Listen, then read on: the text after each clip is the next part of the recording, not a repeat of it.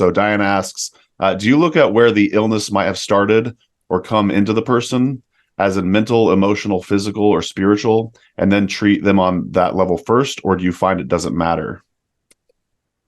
Well, if let's say somebody has some type of a trauma uh, condition, they're a fracture.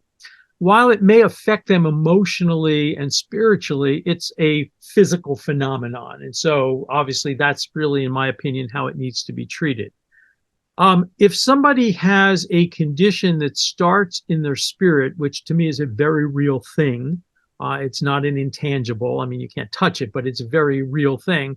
If it starts in the spirit or in the sort of in the psyche, I think you have to deal with the physical manifestation of it, but you also need to address that thing, because if you don't, it's very likely that either it won't respond or it'll come back if you manage to improve it.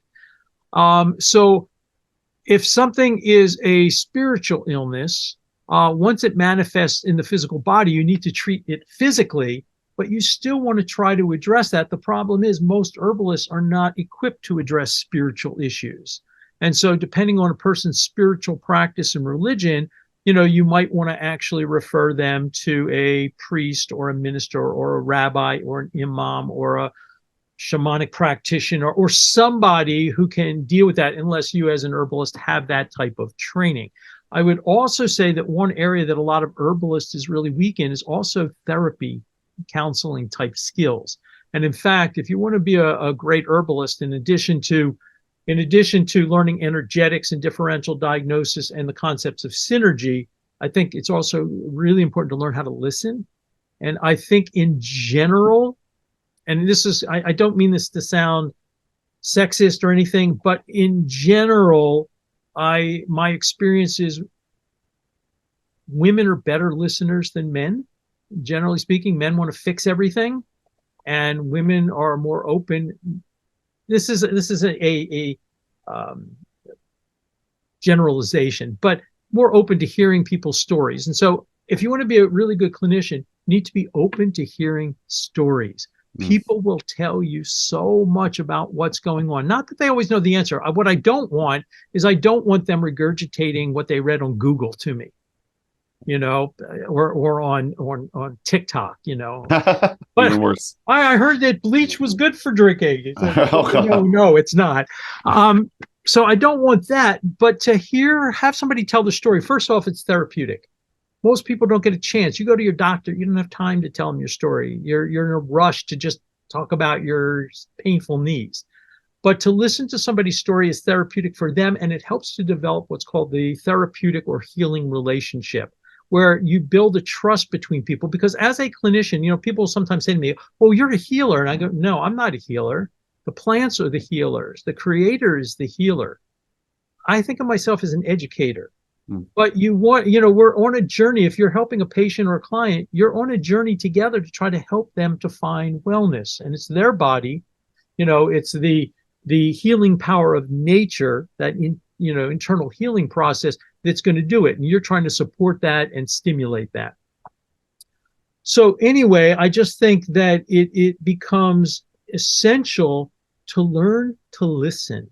And you will learn a tremendous amount. And so, but you may not be the best person to interpret what you're hearing. And as a clinician, never be afraid to say several things. Number one, very important words: I don't know. A lot of times people are afraid to say I don't know because they think people are going to think they don't know anything. It doesn't mean you don't know anything. It means you know your limitations, and we all have limitations. So to say I don't know, but we can look into it. I had a doctor call me up one time. He's telling me about this disease. He wants to know if I know anything, I have any experience with it. There's 7 known cases in the world. I'm like, right. I don't know. So it's okay to say I don't know.